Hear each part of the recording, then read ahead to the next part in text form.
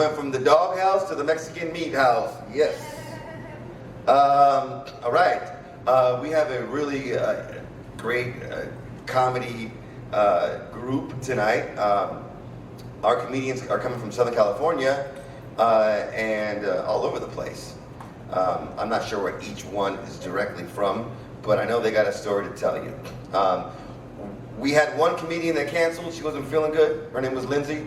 So that's, we give her our best. And there might be some things here that might be offensive, because I'm going to say some shit that it's just boiling up. It's just like, I can't afford therapy anymore, so this is what I fucking do. I get dressed up real fucking nice so I can talk to people I don't even know, or maybe nobody. I just talk in the air, downtown fucking Fresno. I don't know who's listening. There's a lot of shit going on behind these walls, right? Right? Downtown Fresno, man, you know what I'm talking about. Shit. It's a quiet night though. Just getting started. Here on the right here, or to your left, we have the wall of death, as we call it. No, for the longest time, this was a really inspirational wall until we took a really good look at it. George Floyd, rest in peace. Isaiah, I forget his name, young kid. Say it again? Gabriel. Thank you. Now, when I looked him up on the wall, because I looked him up on the internet before, I'm like, I gotta know these people. I know George Floyd, I don't know none of these people, right? There were like 3 kids that came up that looked just like him, that were killed just the same way by foster or by their parents. And I'm like, well, which one is it? I can't say Isaiah when it's Gabriel. That'd be fucked up, like I just did, right? But that it's just sad. And then here, this represents COVID. So we kind of had to like move the stage, because literally the stage, they were behind us the whole time. It was like this. So while we were trying to get the audience to laugh, they had to look at George Floyd, and it was a mixed message. That's all I can say. But no, man. But COVID has been crazy. I thank God it's finally over, or it's not over. Who are we trying? And you know what's crazy? You know what this building is right here? This is the public health building. This is Fresno Public Health, and that's why we started doing comedy here in the back, because it was like, we got to be safe about it, And we're looking at these guys here, looking at us. No, man, masks have been crazy. Have you guys ever had COVID sex before? No, COVID sex, the best kind of sex ever. Yeah, I mean, it's like, basically it's wearing that mask, really, you can go a long way, right? That mask, it's like, takes the place of the bag, So, just kidding. Okay, are you guys pumped? Are you guys ready for your first comedian? Yeah. Yes. This guy, he performs all over Fresno. I seen him just actually last month on Blackstone at the Mexican restaurant. What is that called? Bobby Salazar. Yeah, so give it up for your first comedian, Mr. Joseph R. Simon. Woo! Give it up for him. All right, Joseph.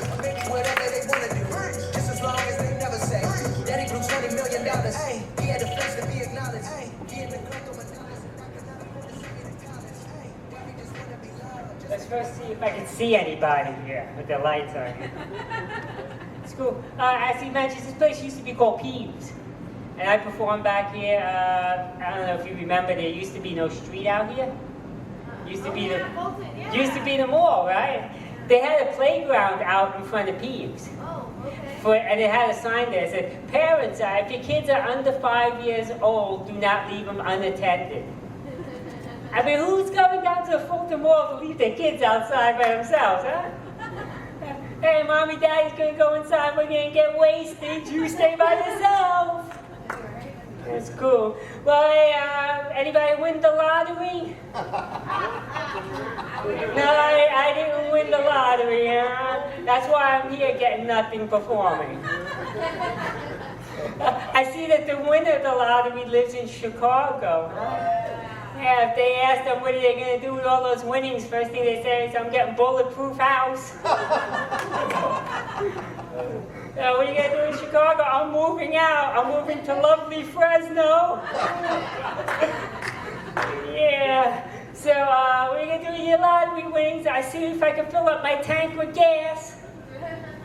Yeah, I had to get gas today. You've been out there, it's kind of expensive. I'm at the gas station going, the attendant came out, what are you doing? I said, I'm preparing myself for what I'm about to receive.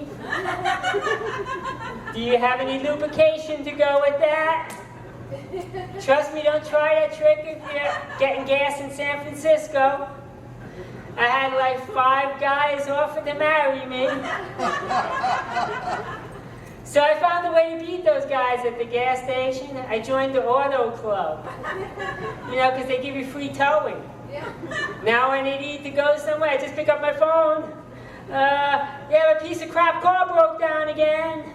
I need you to tow me from my house to Food Max. I need groceries.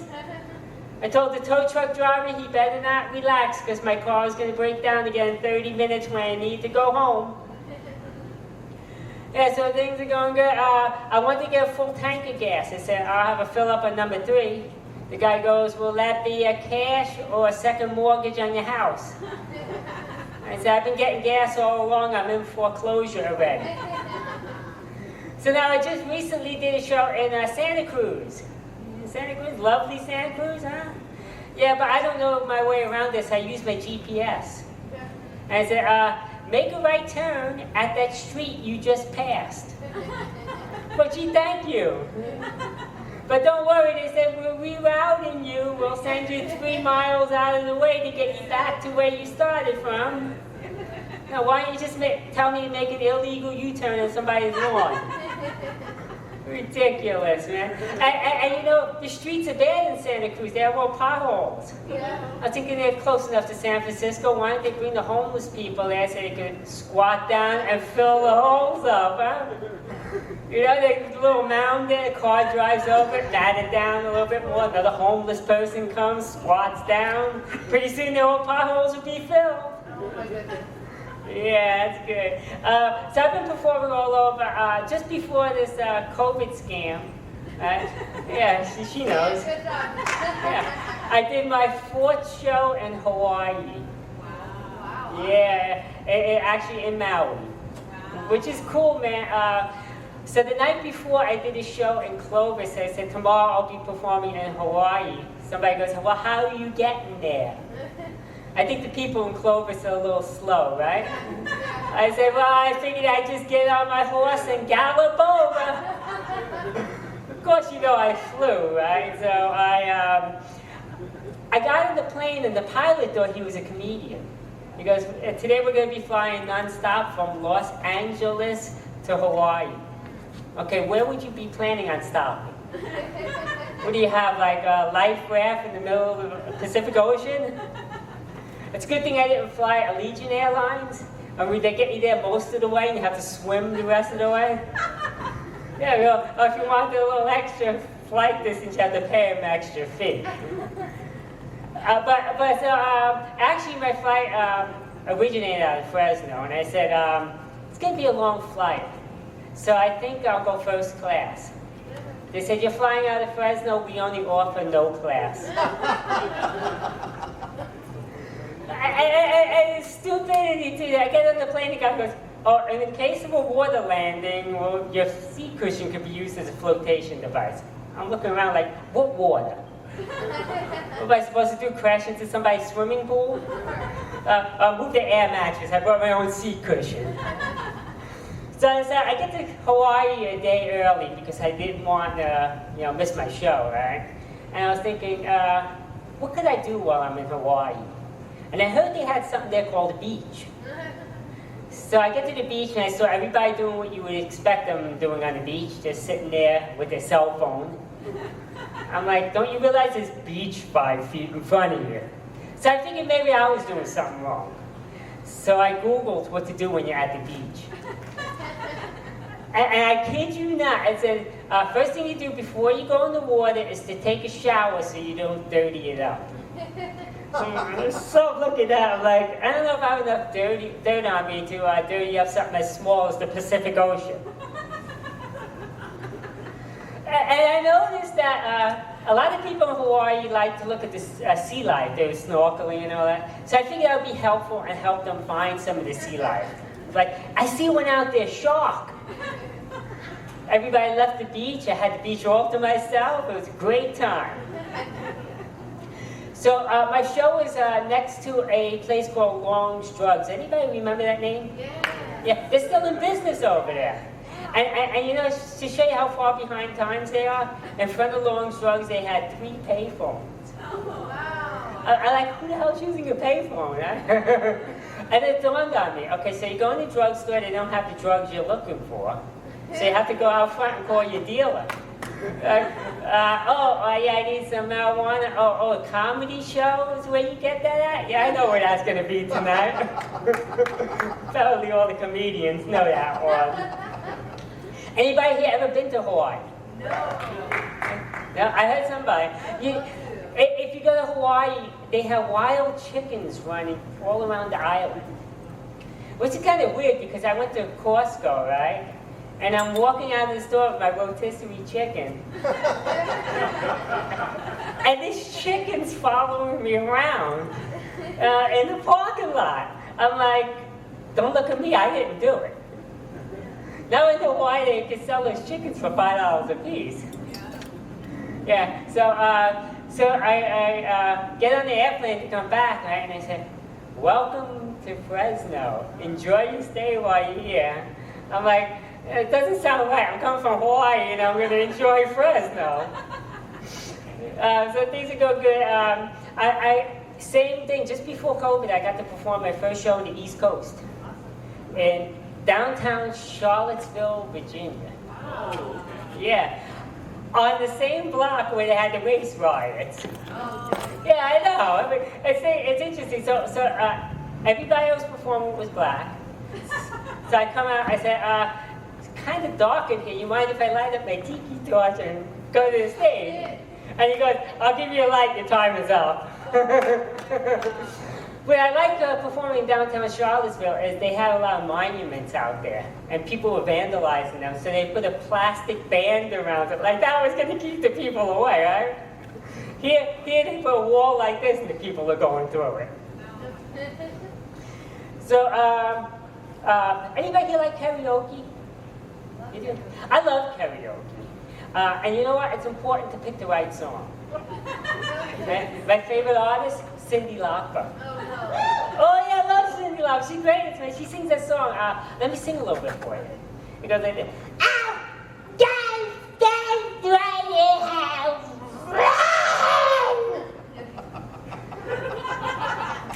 Now I have to apologize to Cyndi Lauper. I didn't expect to do it better than she does it.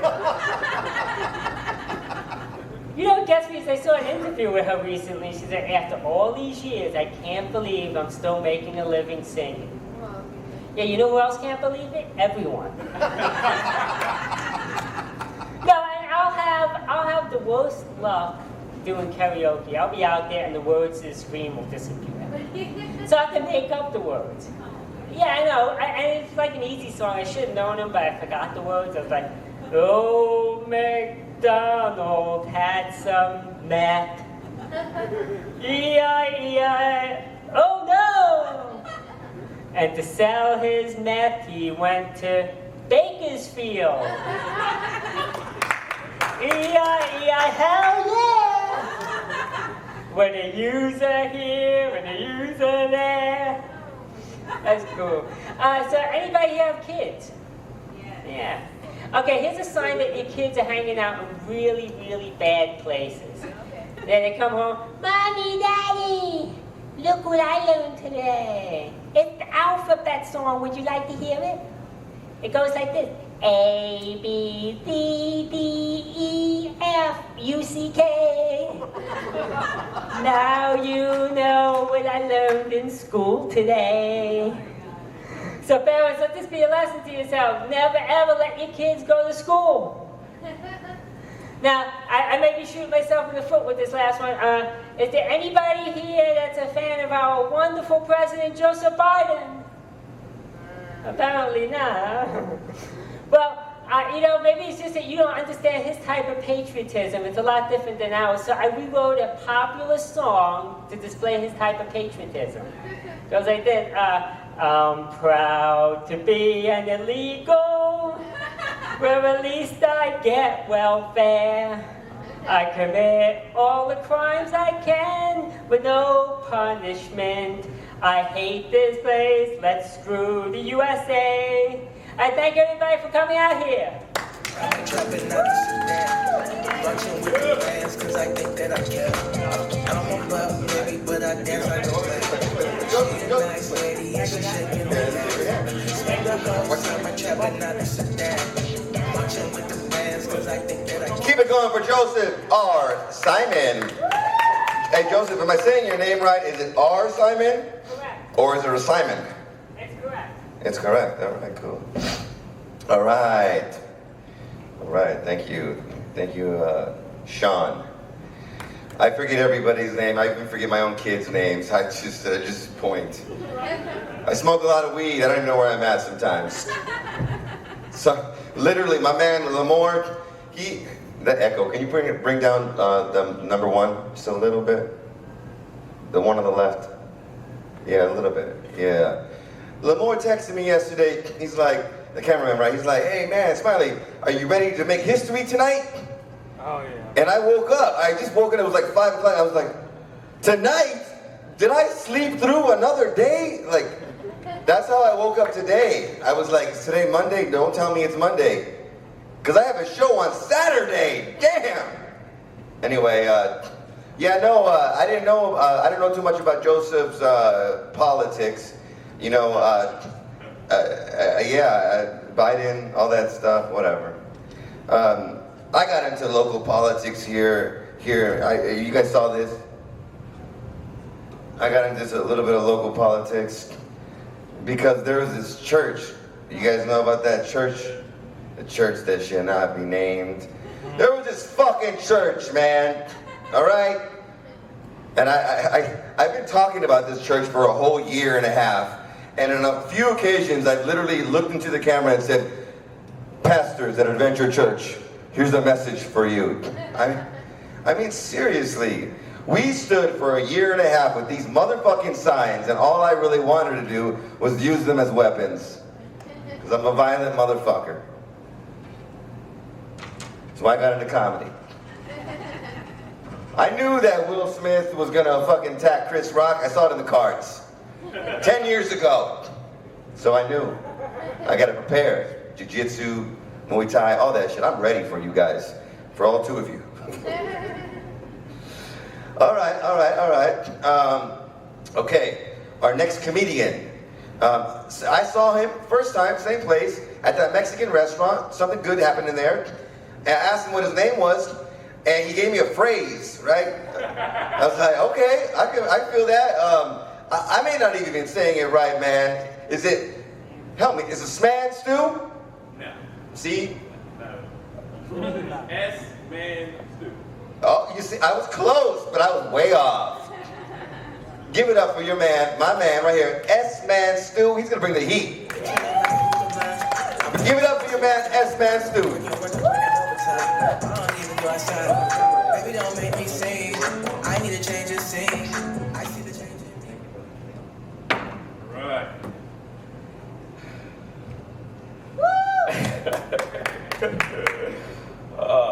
I look scary as hell, don't I? So the dark-skinned dude and the shadow hit me on the face. You guys look scary too. I just see like white flesh in the audience. Oh man. I'm glad you guys came out, man. You guys are troopers. Because you're sitting out here with us, man. I appreciate that, dude. Seriously. I do. Because if you guys, weren't here, man, we couldn't do this. So thank you. Thank you for coming. We're going to get to know each other a little bit, okay? Is that okay? All right, good stuff. My name is S.Manstew, not S.Manstew. I don't get it. Everywhere I go, everybody's like, S.Manstew, right? Why would I say that? Like, why would I name myself that? Right? It doesn't make any sense. I'm gonna tell you why I came up with that name, okay? I usually don't tell the story, and this wasn't what I was gonna tell you guys tonight, but I feel like we're bonding. Okay. And I'm gonna ask you guys your names too in a second, okay? But I came up with S.Manstew because I was in LA, and I was doing a casino. And the casino didn't want to print anybody's real names on t-shirts, okay? So we're like, hey man, you gotta come up with something. And I had like 5 minutes, okay? The reason why this was very important was because if you didn't have a name, they weren't putting on the shirts, and you couldn't do the show, and they were paying us $4,000 to do the show. Wow. So I was like, I'm coming up with some shit, and it wasn't S.Manstew. Not at all. Not at all. No. But I'm gonna tell you what happened. So I'm like, crap, I gotta think of something. I go downstairs, and in the cafeteria, I sit down, and I go, well, what do I like, right? What do I like? Newsflash, I used to be a really big Superman fan. Like, just decked out Superman gear, right? Loved him growing up, right? My name starts with an S, so I was like, okay, cool, it fits, right? But I know I can't say Superman, because it's copyrighted, and I don't have any money. Can't say that. So I went, all right, I'm just gonna take the Uber off and put the S next to the man, all right, S-Man. And I thought that was it. I was like, I'm just gonna do S-Man and it's gonna be good, right? No. What happens is, I get up to go back upstairs and I look, and the buffest black dude I've ever seen in my life. Like the biggest black dude I've ever seen, dude. Like 350, but just cut. Damn. He's sitting there, he's at a table, and he's eating, I don't know what they're called. They're like the alphabet soup stuff, right? Like the stuff the kids eat, right? And he's like going to town on his alphabet soup, right? And I'm like, that's crazy. But if he was eating all S's, he'd be eating S-Man stew. Right? Oh my goodness. Right, so yeah, so that's how I got it. Yeah, I got it. And I run upstairs and I'm like, hey man, got it. Write it down on his shirt. And he looks at me and he's like, S.Manstew. But yeah, thank you guys for coming out, man. I really appreciate it. What's your name, sir? Jose? Way to be a stereotypical. I imagine you're Mexican then, right? All right, good shit, dude. You're gonna like some of my set. You're gonna like it. Who's this lovely lady that you got with you? That's your girl? Wonderful. What's your name, ma'am? Betsy. Okay, so Jose and Betsy, right? Patriots. What's your name? Nicole. All right, I like that. I like that. And what's your name? Brittany. All right, cool. So Jose. All right, cool. Got it. Betsy. Brittany, Nicole. Got it. All right. Oh, sorry. What's your name? How you doing, sir? Joaquin. Joaquin, man. Welcome to the show, dude. Thank you. Yeah, like Phoenix, right? Yeah. Oh, perfect. Good. Perfect. My favorite cleft lip joker. Love it. What do you do, Joaquin? I have two jobs. I work at Sports Station and Del Taco. Oh, okay, perfect. Wonderful. So you're as stereotypical as Jose over here, working at Del Taco. Good shit, dude. But no, love. It's all love. It's all love. It's all love, man. No, but seriously, appreciate you coming, dude. If you didn't come, we couldn't do this, man. So we're gonna get to know each other a little bit. Starting off, earlier I think Smiley talked about COVID is over. No, it's not. But kinda, right? Like kinda. I knew COVID wasn't a big thing anymore when they came out with the Delta variant, and we all act like they didn't say that. I don't care. I'm getting that Popeye's chicken sandwich today. Don't care. You know what I loved? Dude, because in the beginning, it was like real. Like, wasn't it? Betsy, look, she's like, yes, it was real. Dude, I was terrified. They came out with that stay-at-home order. I was like, dude. And then, dude, right around the time that comes out, just like it would, Joaquin, I get a phone call from a girl I've been trying to like nail forever. And she's like, hey, I'm in Lamar tonight. Can you come slide through? And I risked my safety for that Gucci. I was on the highway, it was clear. All the way to Lamar, dude. It was flying.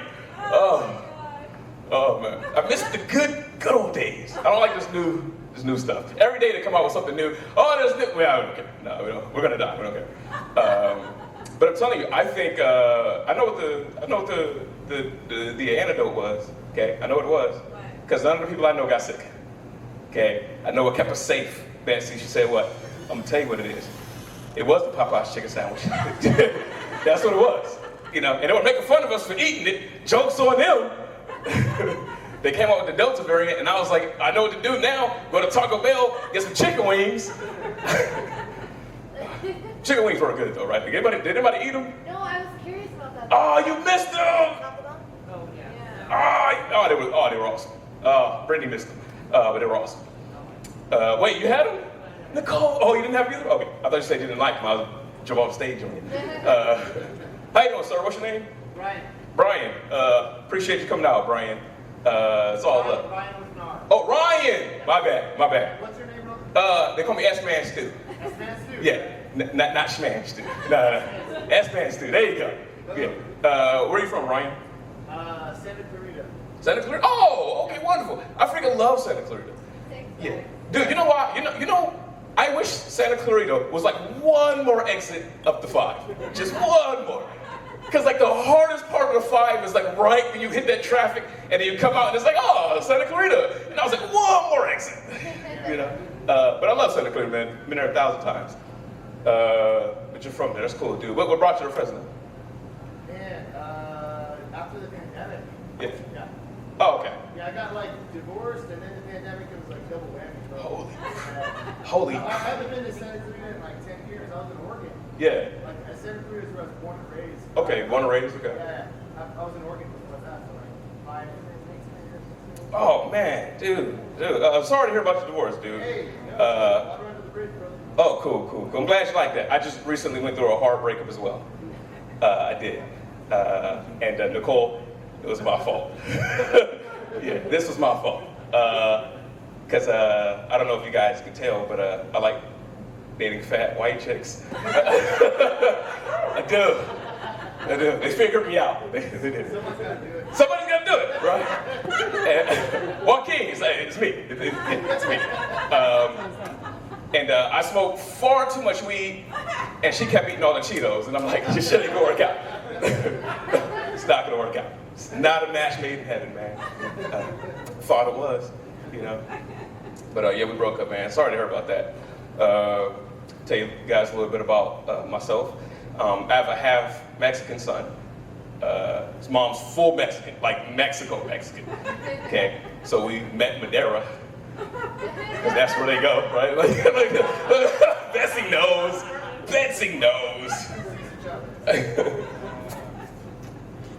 But yeah, he's, half black, so I named him, my little Paco Terrell. And he has no idea when to be Mexican or black. He doesn't. Not at all. Not at all. It's like 3rd birthday, I think, rolled around when he was younger. And I go, my son, it's your birthday. What do you want, my son? And he's like, Dad, I want tequila and fried chicken. And I was like, that's my boy. Yeah, that's my boy. My little Paco. He's cool, man. He's getting old, man. He's a teenager now, and dealing with like all the teenager stuff, And it sucks because, unfortunately, his mom got deported under Trump. True shit, dude. True shit. What? I could not make that up, dude. She got deported. Came out of nowhere. Really, the ICE agents was like, they just jumped out of nowhere, dude. And she gets deported, and I feel bad because, like, I really want my son to know his Mexican side, right? Like, I really want him to, like, know, his Mexican, because he looks Mexican, right? So to make sure that he doesn't lose that on the weekends, I drive down to San Diego and I lean him over the fence and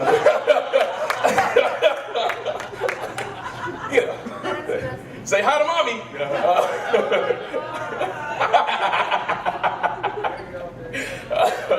Oh, it's terrible. Brittany's like, that's horrible. But Nicole laughed at it though. Yeah, I saw that. But we gotta be quick though. Dude, we gotta be quick because Dad's got weed in the car. Let me get out. Yeah, true stuff, dude. Like coming back from San Diego one day, right?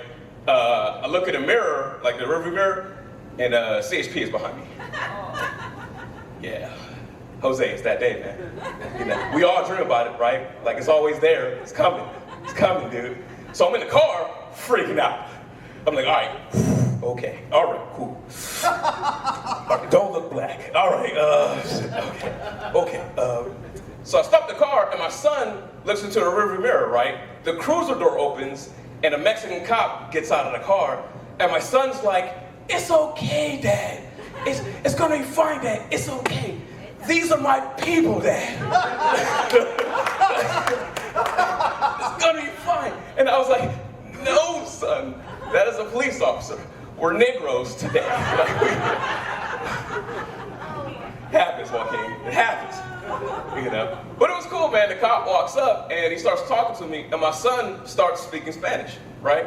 And the cop hears it, and he's like, oh, snap. He starts talking to my son, and they're talking together, and then he just lets me go. And I was like, hell yeah, dude. Heck yeah. You know? You know?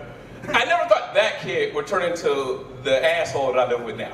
Never thought that. Never. You know? But I love it to death. It's weird, like, you know, because if anybody's got kids, like, it's like there's moments where it's like we're here. Like, we're here. And then there's others where it's like, dude, stop putting Dora the Explorer in Spanish. She already speaks Spanish. And then I gotta figure out how to turn it back onto American, English. You know? But it's cool, man. Growing up, you know, he had an interesting life because I did a lot of traveling, you know, while he was younger, and he didn't appreciate some of it. You know, he got a little upset that we traveled a lot, right? And he would just get mad sometimes. And I'm gonna tell you a joke that I told once, and his reaction to the joke, right? So I have a joke that I love, and it's true. I like to collect pins from places, and then use them in other places where it doesn't make sense. Okay, gave you the example. I signed my child support papers with a pen that I got from Planned Parenthood. Oh my God. Yeah, see, Brittany liked it. All right, Nicole, you didn't like that one that time. You didn't like, okay, it happens.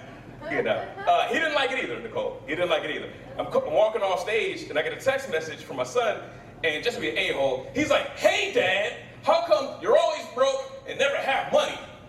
Ha, ha, ha, ha. I'm like, because your mom wanted me to keep you. LOL. Oh, it's good stuff, man. I like you guys. I like you guys. Yeah. Oh, man. How you doing, Lamar? We good? Yeah. Dude, I was shocked. I walked in, I was like, there's 3 brothers here. Hell. Heck yeah, it's going to be a good night. You know, I'm from D.C., man. I don't know if y'all know this. There's a ton of black people in D.C., bro. Like, I grew up in an all-black neighborhood. I got to Fresno, and I was like, where are they keeping the black folks? You know? But it's cool. I got outside. I was like, oh, okay, got the brothers here, man. It's good stuff. I like that shirt, by the way, brother. That's a dope shirt, man. I'm about to get that. Not you. No, yours is cool, too. But what was we talking about? Well, okay, with my son. Yeah, man. You know, unfortunately, he has had to like travel with me and stuff, and you know, it's affected him a little bit. He's having some like behavioral problems now, you know, and he's a teenager, you know, and I remember being a teenager, right, you know, and recently he got into a fight at school, okay. So I'm like, all right, I get to the principal's office, and she's like, hey, Mr. S.Manstew. She's like, yeah, unfortunately, Paco Terrell got into an incident with some other students. So I'm looking at my son, and I'm like, all right, man, what happened, dog? Tell me, what was it, right? And he's like, Dad, you won't believe what happened. I'm like, what, my son? What happened? He's like, these 3 Mexican dudes called me the N-word. And I should have been mad. I should have been mad that they called him the N-word. I should have. Like, I get it. Like, that's what you're thinking, right? But I wasn't. I was like, what do you mean 3 Mexican dudes? I'm like, those are your people, son. Those are your people. Yeah. But he's going through this black phase. Brian, I don't know what to do, dude. He's going through this black phase, and he's like, yo, I want to do all this black-ish, you know? And I'm like, where's this coming from, son? And he's like, well, I'm half black. And I go, well, your dad ain't the blackest dude on the planet, okay? Let's be real, okay? I'm like 35%, you know? I don't do any black stuff, Nicole. I don't do no black stuff. I don't. I wish I did. I got a friend, Tyrone. He does all the black shit I wish I could do.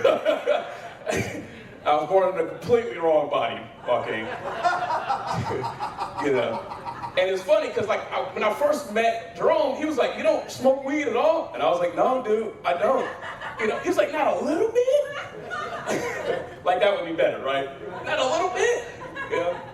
But it's cool because I like hanging around with him because him and all my friends smoke weed, and then like when they smoke weed, they fall asleep, and then I rob them. So I do one black, you know, I rob my friends. Jerome's from Philadelphia, and I brought him out here to California once, and lovely time. We had a great time. We talked about all the differences between like the East Coast and the West Coast. The one noteworthy one that you guys might not know about is, on the East Coast, we don't have 99-cent stores. No, not at all. Not at all, okay? So he was excited. He's like, everything. I'm like, bruh, everything. Dude, he's like, dude, they got a pack of 5 toothbrushes. It's $1. It's $1, right? But this was a good day, man. This was a good day, because I walk in and they had Doritos, and I'm like, instead of the Mexican salty as hell thing that they usually have, that's supposed to be Doritos. So I'm like, this is a good day, right? So I go to tell him, and he's like, dude, that's nothing. I was in the condom aisle, and there's a box of Trojan condoms. Now, you ladies might not know this, but condoms are very expensive, okay? Especially Trojans. So we're both excited at this thing, right? So I go to go get me a box too, and he's like, dude, you're gonna love them. They're flavor, and they taste like cheesecake. I was like, how do you know? Like, we're not supposed to know that. No, okay, we're not supposed to know that, dude. You know, but that's my friend, man, Jerome. Anybody prior military here? Nobody? Just me then, right? Oh, you said kinda. Okay, you got kicked out? Yeah, you did. Yeah, that's what that was. Yeah, I joined the military in 2006, and I joined at a really good time. Okay, it was Jerome's idea actually, but he didn't make it. He didn't make it, and I was like, I gotta go alone now. Like I get to get out, right? And they're like, no, you signed the paper. So I was like stuck, right? And the military was cool because like when I joined, it was a very great moment, Brittany. Okay, you want to know why it was such a good moment? I joined right when Obama took away the don't ask, don't tell stuff. This was a great moment to be in the military, okay? Because we were over there fighting, and nobody's gonna protect you better than the dude just trying to get in your ass. You're safe. You are safe. Yeah. Yeah, dude, that's how they did it, man. They was raping and pillaging everybody. Like just indiscriminate. Okay, they're progressive. You know. You guys are awesome, man. You guys having a good time? Yeah, good stuff, man. Yeah, I'm glad you guys came out seriously, dude, because you know we can't do this without y'all, man. But yeah, to go back to my son, it was weird, you know, just trying to raise him to like, you know, do the right kind of stuff, right, and be on like the right track, right, because as a kid, right, he's like a carbon copy of me, so it's like I gotta do the right thing, right, I gotta know the stuff, you know, you gotta know your dad, right, you gotta know the stuff, okay. He tripped me up one time though. I'm gonna tell you one where he got me a little bit. He was like 7, right? He comes home. And I can see it's like this disheveled look on his face. I'm like, my son, what happened, dude? Like, what's going on? And he's like, Dad, I have a question, Dad. And I'm like, what, my son? What's going on, right? And he goes, Dad, where do STDs come from? What do you say, Joaquin? Your dad. You gotta say something. Your dad. Ask your mom.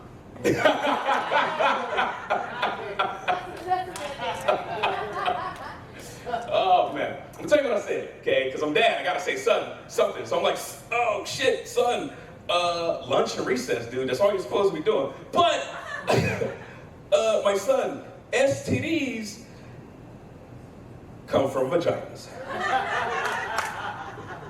because they do. And he's like, Dad, do I have a vagina? I was like, no, son, you don't have a vagina. He's like, good, I hate vagina. And I was like, I fucked up, dude. Like, hey, you guys, that's my time. My name is S.Manstew. Thank you guys for coming out, man. Appreciate it. Love. Hold on. I got the music on. Oh, you got the music on? Yeah. I can do like another 5, man. Nah. I want to put you with the music. I'm sorry. Okay, cool. While he's doing that, though, you guys want to hear about when I volunteered? Yeah. Oh, you guys want to hear that shit? All right, cool. It's quick. So I love volunteering, okay? Love it. I love to give back to the community. You know, I like to do things. Thank you. Thank you, Brittany. So I went to the Boys and Girls Club right over there, right? And I walked in, and it's awesome, man, because you know, you're the little big brother for the day, right? So I go in and I pick my kid, and we get in the car, and I knew this was gonna be I thought it was gonna be a good day, but I knew it was gonna be messed up when we got out of the car, because we go to cross the street at the mall, and I'm like, hey, little homie, you gotta hold my hand when crossing the street. He was like, nah, dude, I'm not gonna hold your hand. And I was like, dude, seriously, man. For crossing the street, dude, you gotta hold my hand. He was like, nah, dude, I'm not gonna hold your hand. You acting like my mom right now. You're supposed to be my big brother. And I was like, dang, little homie, you're right. So I punched him in the face. All right, go with that. I'm done. Hey, thank you guys, man. Seriously, love, man. It's all love.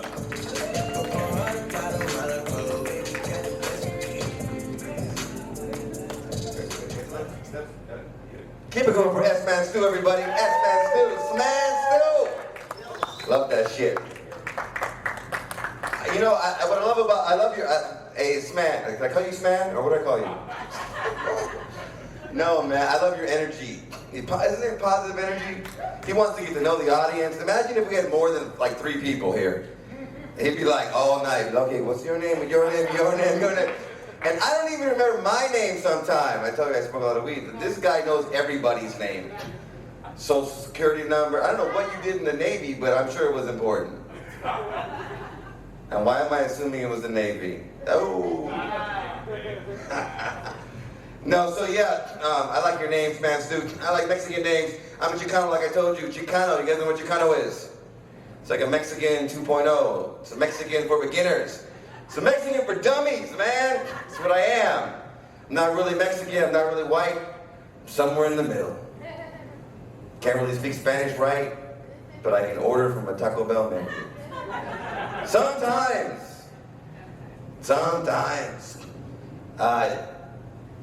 Tacos here in Fresno is no joke. You know what I mean? I feel like the flag of Fresno should be a homeless tent and some tacos. Just epitomizes everything here, man. The tacos are no joke in Fresno, man. You got a taco corner on every street. You got a taco truck everywhere. Tacos are so good here, people be dying for tacos here in Fresno. You know what I mean? Well, a couple years ago, we had a taco eating contest. You guys remember that shit? Over here at the baseball Grizzly Stadium. Someone actually died right there eating tacos. You know what happened? Nothing. Nobody stopped. Fucking just kept on eating tacos. It's like, you know what? It happens. Sometimes it happens. That's the risk you take, bro, when you eat tacos. I know, I'm a Chicano. I know I eat tacos my whole life. But I don't know if you never lived before, if you ever had a taco of lengua. You guys know what lengua is? Tongue. It's like eating a taco that never ends. Seriously, it's like eating tacos with gum inside of it. It's like I'm just chewing and chewing and chewing and chewing. Yeah. All right, so you guys had seso tacos before. Motherfucker had a brain, puts it on the fucking butcher thing and just chops that shit up. I'm like, and he takes it and throws it in my tortillas. There you go. I'm like, I don't know if I want that shit. But if you guys ever had a verga taco, juiciest, yeah? It's a dick taco. There's a certain way to cook the dick though, I gotta tell you, friends. You don't want to put that shit on the barbecue because it just gets rock hard. Gotta boil it. All right, are you guys ready for your next comedian? On that dick note, okay. Are you ready? I'm thinking about your name. Luis? Fuck him. Saul. Thank you. See, I was close. I was getting there. All right. But hey, give it up for me because I'm remembering his name. Give it up for your next comedian, your feature for the night, coming all the way from LA. They drove 4 fucking hours for your asses here, Fresno. Give it up, Mr. Adam Cagley, everybody.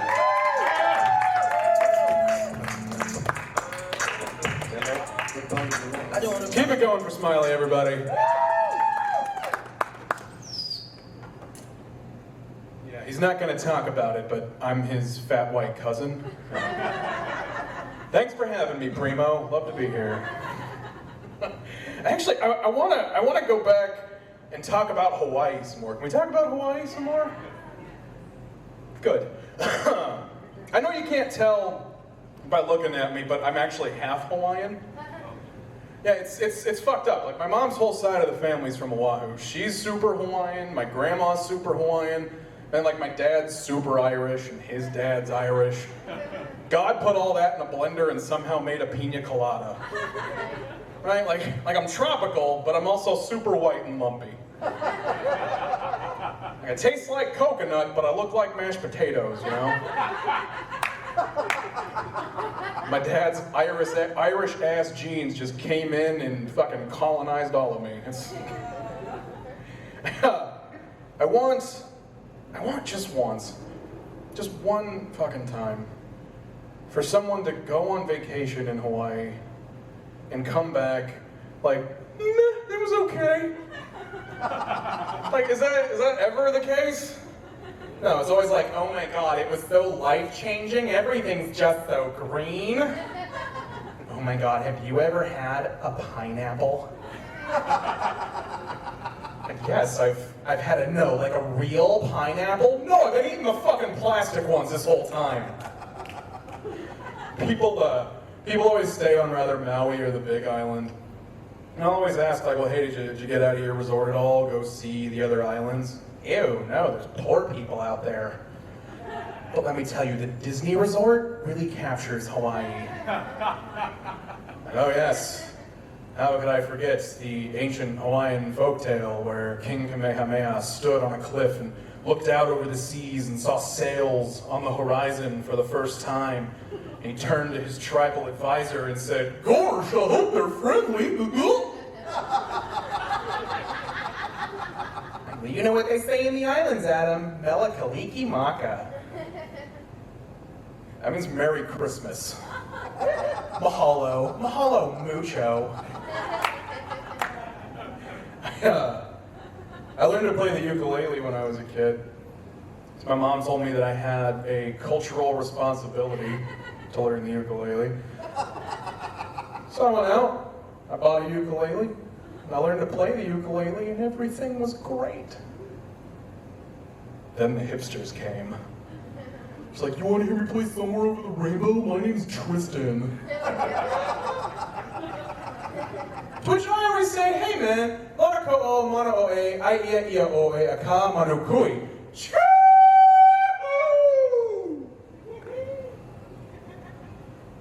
Which in Hawaiian translates to, I hope you get eaten by a fucking shark! Chee-hoo! I learned to play Somewhere Over the Rainbow. I learned to play fucking Somewhere Over the Rainbow, and I played it for my mother at her request as a tribute to her at her funeral. One of my hipster friends says to me, oh man, everyone can play that song now. Should have played Island in the Sun by Weezer instead. Like, sure, I can see that. Standing in a fucking church in front of my mother's urn, like, this one's for you, Mom. When you're on a holiday. Sorry, Mom, I would have played the song you wanted, but a grown man in skinny jeans told me it wasn't cool. It's one of the few times I get away with saying this, but fucking white people, man. In the shadow of this mural, I feel very appropriate saying, fucking white people, man.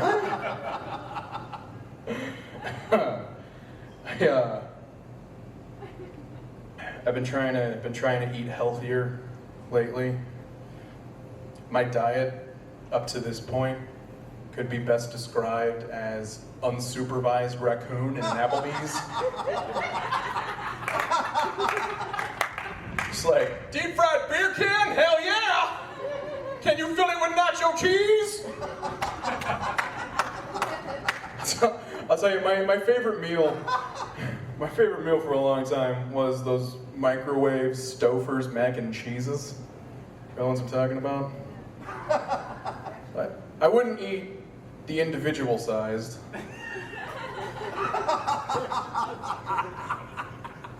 I would eat the family sized. And I wouldn't eat it with a fork like a human. I'd scoop it out of the tray with barbecue chips. Damn! Listen to me. That's a meal I used to enjoy in bed! I was a bartender for a long time, right? So I'd get home super late from a long night of work, just like, I deserve a little treat. Get all comfy, cozy in my bed with 2 pounds of pasta. Self-care is important. I'm doing this for me. Yeah. I want to open a gym for fat people. Yes. Because like I get it, you know, there can be a lot of trepidation and self-consciousness that comes with a fat person going back into the gym. Like I'm from LA and I'm pretty sure those gyms are nothing but porn stars. All the women look at me like, ew, and all the men look at me like, I bet he kills in the bear scene. So I want to open a gym exclusively for fat people. I want to call it Everything's Damp. It's like, is it my sweat? Is it your sweat? Is it his sweat? Who knows? Everything's damp. Our treadmills are damp. Our free weights are damp. Our saunas, surprisingly dry. I'm kidding, obviously. We wouldn't have saunas. You get too many fat people in a sauna, it just starts to smell like a baked ham. You laugh, I've been in a sauna with me. Like, is it Easter? Nope, just Adam. That's so gross. I do need to lose weight though. I'm sick of having to make deals with chairs. It's like every time I go to sit down, I'm like, all right, man, I'm gonna be cool if you be cool, okay? I don't think we're gonna have a problem here. We're all on the same page. I'm gonna be cool, you're gonna be cool, everyone's gonna be cool. Creep, son of a bitch! We had a deal! Bunch of farts in DNA, you piece of shit. Can't tell you the kind of deal I made to get on this stage tonight. Any given moment, I could fall straight through. There are people that are into that kind of thing, though, right? Like, they call them chubby chasers. Which I don't like that term. It implies that you'd have to chase me. At best, you'd have to chubby politely ask me. Or just chubby tell me I'm not chubby picky.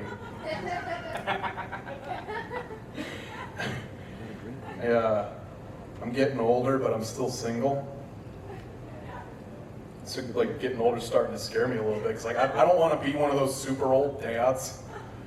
You know, like those guys you see, and you're like, is that his kid, his grandkid, or an Amber Alert? Like, let's go home, Timmy. I'll buy you a soda. Okay, well, that seems fine. And later we'll take a bath together. Well, now I'm not sure. Do I call the cops or his nurse? It got so bad at one point that I briefly dated my ex's best friend. Don't do that. If you take anything away from this show tonight, please let it be that advice.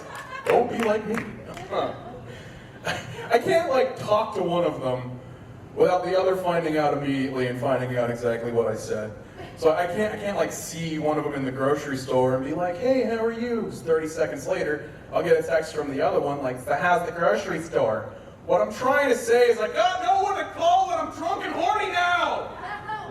I can't, like, call up one of them like, hey, you want to come over and get naked? Because 30 seconds later, I'm going to get a call from the other one like, do you want Jessica to come over and get naked? Yes. Yes, like, you can come too if you want. It's cool. she never comes. Which could have been the issue with that relationship in the first place. I don't know why I say that. It bums me out so much. Fuck. I don't do comedy to get laid. Why would I do that? I get I miss you texts from them at the same time. I don't want to sound paranoid or anything, but like, that's a fucking trap, right? I'll be sitting there, my phone will be like, ding, thinking about you. Ding, miss you. I never know what to say. I always just respond with the hang loose emoji. Like, same, brah. Miss you too, big kahuna. Which is fucked up. She had a perfectly normal sized kahuna. It's probably the worst thing I'll say all night, so. I'm getting old. I'm not even getting older anymore. Like, I'm just straight up getting old now. Like, I turned 31 this year. I know 31 isn't like actually technically that old, but fat comedians don't have the best track record. Get like John Candy, heart attack at 43, Chris Farley, overdose at 33, Adam Cagley, fell asleep in a hot tub later tonight. And it'd be my luck that it's something stupid like that too. Like one day the news report's gonna be like, comedian Adam Cagley died today after running into traffic to pet a dog he thought he knew. Famous funny man's last words were quoted as, ooh, I'm gonna get that belly. 31 and I don't have health insurance. Is that a problem? I legitimately don't know anymore. I live with my sister and my brother-in-law, right? And my brother-in-law got like a big sexy promotion at work, and they were talking about it all excited, like, we're finally a 6-figure household. I said, you guys are a 6-figure household. I'm a 3-figure bedroom. You can't really afford health insurance when you're a 3-figure bedroom. Buddy of mine told me that without health insurance, I'm gambling with my own life. But I feel like if my life was in a casino, it'd be the penny slots by the bathrooms. I guess not a very low stakes game I'm playing. An old lady sitting there chain smoking, like, damn it, I lost another atom. Oh well, it was just an atom. Where's my mint julep? She's only there for the free drinks. Here's the thing. Even if I could afford health insurance, I wouldn't get it. Because here's the thing, like, you can just go to a hospital. Like, they have to treat you. They're just gonna send you a big ass bill later on. But here's the other thing. You don't have to pay it. You can do what I do and ignore it for forever, like jury duty and parking tickets. I broke my hand earlier this year. I was in the ER dealing with my broken hand for like 7 hours, right? I never even gave them my real address. I gave them the address for a Wendy's down the street from my apartment. 7 hours I sat there with my fucked up hand. Around like hour 5, I walked up to a nurse. I was like, hey, my name's Adam Cagley. I went back for x-rays like an hour and a half ago, just wondering if there's like an ETA on when I'm gonna get a cast and when I can go home. And she looks at her paperwork and she goes, oh yes, Mr. Cagley, we're just waiting on the results of your urine tests.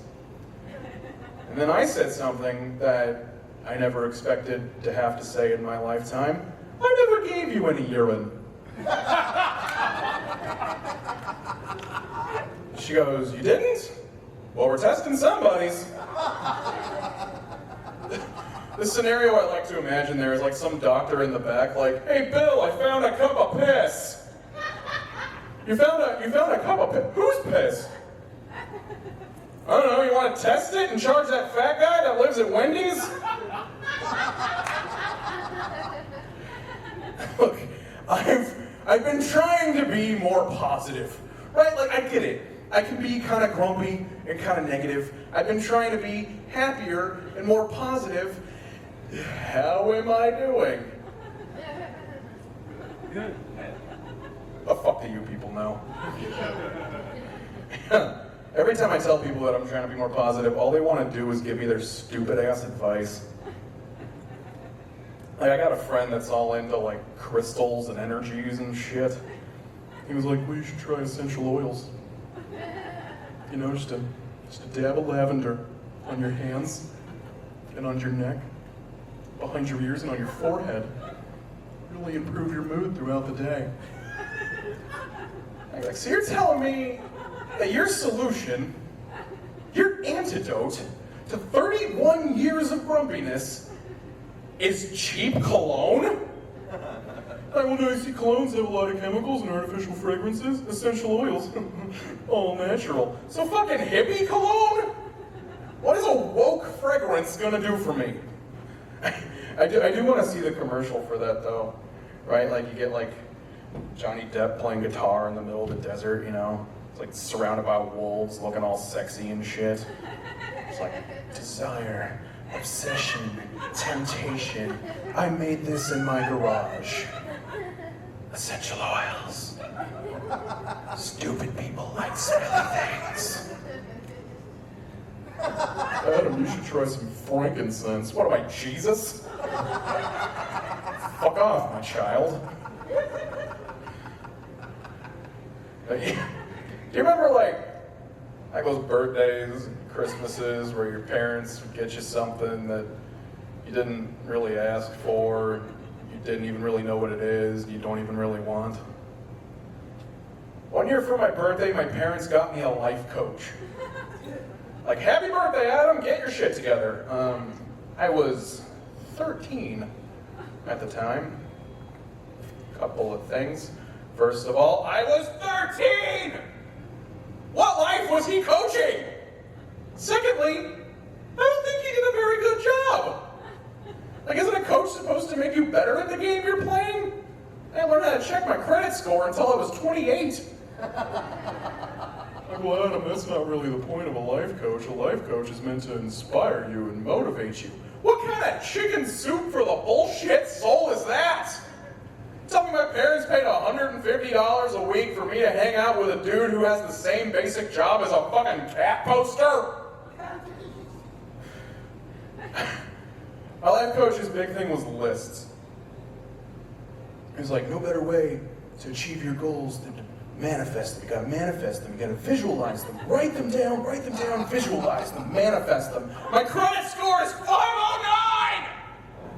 I got whole ass notebooks full of 720, 720, 720, and nothing has changed! I think he left out a few steps. I met with that dude every Sunday from noon to 3 for like a year in his pool house. How trusting were my parents? And this dude was like, yes, well, every Sunday you'll bring your 13-year-old son over to my private residence and he and I will spend many, many hours together in my windowless pool house. My parents were like, check okay? Do you take a check? The way I see it, rather they like really vetted the guy first, or they just looked at my pudgy little ass and went, nah, ain't nobody want any part of that. I've been thinking about my bucket list a lot lately. I decided I wanted an actual physical list, you know, something I could like reference and cross shit off of as I go. So I sat down, I spent like 2 hours thinking of all the shit I want to do before I die. And when I was done, I took a step back and I looked at the list and I thought, you know what? This sounds like too much fucking work. I threw the whole list out. Like seriously, think about your bucket lists. Think about like the top 2 things you want to do off your bucket list. They're probably rather expensive or time-consuming or both. So I'm totally cool with the fact that one day I'll be laying in a hospital bed like, I did nothing. Dude in the bed next to me will be like, I ran a triathlon. Oh yeah? Did you have to train for that? I went to a Korean barbecue place and got the too much pork sweats. Which one of us do you think had more fun? I decided to start my own list of shit I want to do before I die that's rather super cheap or free to do. That doesn't require much from me. I call it my broken lazy list, and I would like to share some of the items off that list with you now. Number 1, figure out what the hell the difference is between a senator and a congressman.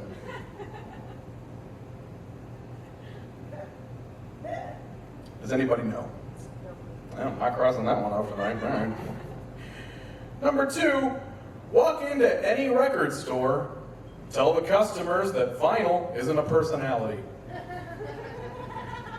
I like to imagine like some hipster walking to the register with his arms full of French jazz or some shit, just like, it's not? Gets on his fucking unicycle and weeps into his Morrissey shirt. Number 3, this is a new one. I like this one a lot. Reappropriate the term fur babies to refer to dudes with patchy beards. I've been looking at you all night, man, I'm not gonna lie. It's like, oh, he's a good little fur baby. You've been growing that for years, haven't you? I know. It just doesn't connect. It's hard being a man. You're a good boy. Anywho, next on my list, work up the courage to eat on a date. Now I know that sounds like some kind of self-conscious fat guy don't want to eat in front of a pretty girl thing. It's not that. I just know that it'll be my luck that if I eat on a date, I'll end up back at her place and have to take a shit. It's happened before. I will be damned if it happens again. Get back to her place and she's like, I'm gonna fuck the shit out of you. Could you not? Not entirely sure you know what you're asking for there.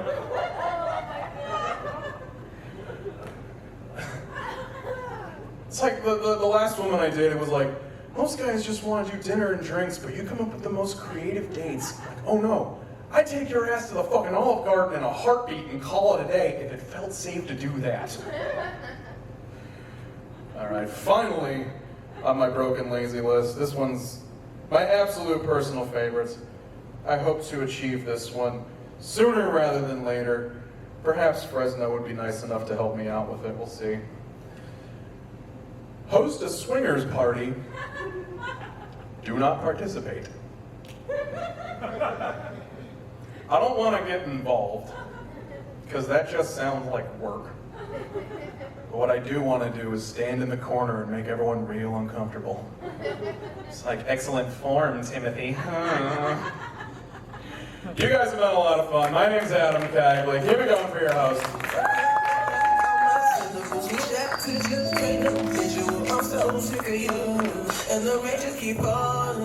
Keep it going for Adam Cagley, everybody! The one and only Adam Cagley. Okay, Adam, I gotta pick this up just for respect's sake. Adam, thank you for sharing about your ethnicity. I didn't know, you know. So we look at you as an Irish Hawaiian or a Hawaiian Irish? Hawaii-Irish. All I know is that all I know is that, man, I would not fuck with you. Your arms are like 3 times as big as mine, just natural. And that beard, it's popping. I like it.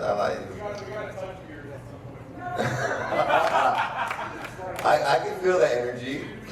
We can touch, for everyone listening that didn't hear this, he wants to touch his beard with my beard. Are we going pubes or just?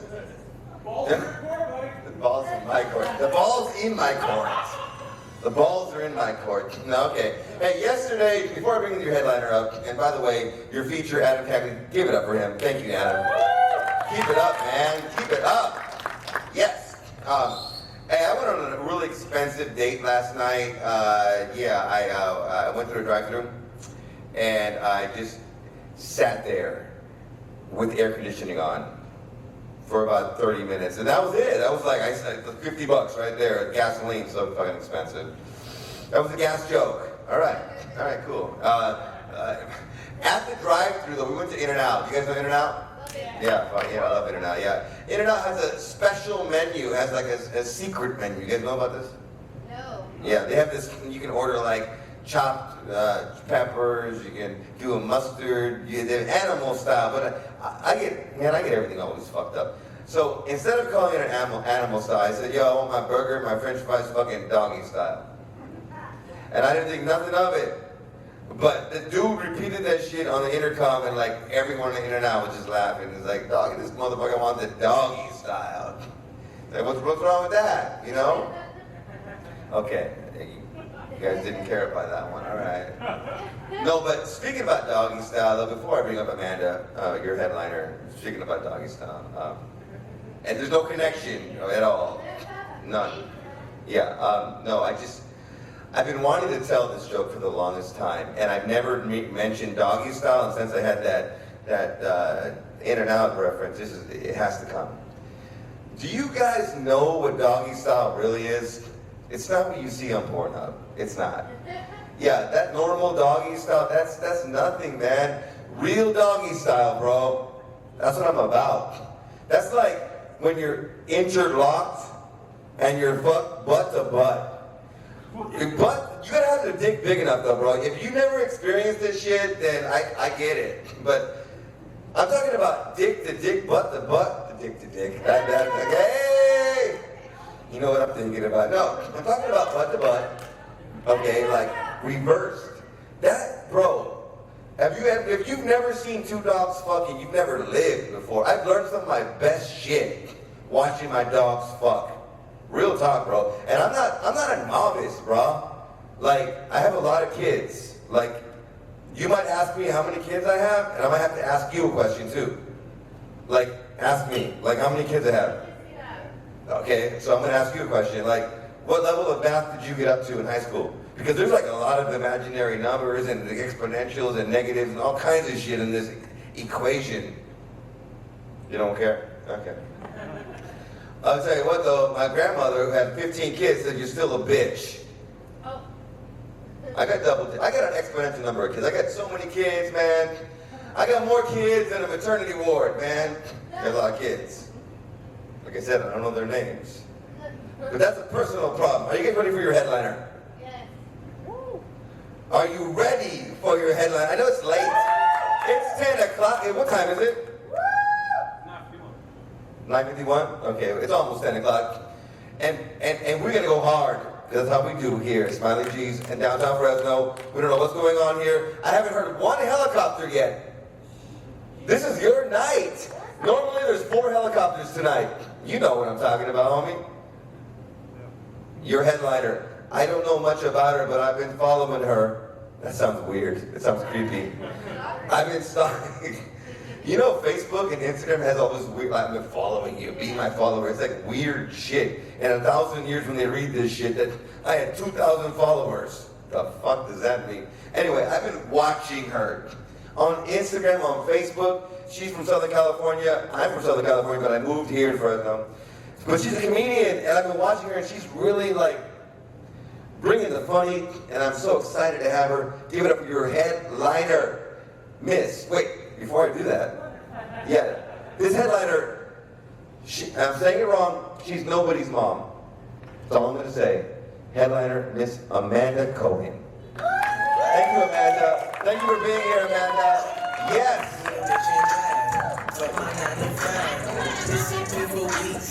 Wash up on the beach, might get you a little sunrise. Call me by surprise. What if I made me weak? Thank you. Oh my God. Thank you so much. Thank you. No expense spared, really. Just.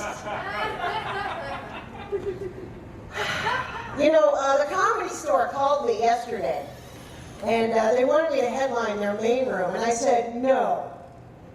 I got a gig in Fresno,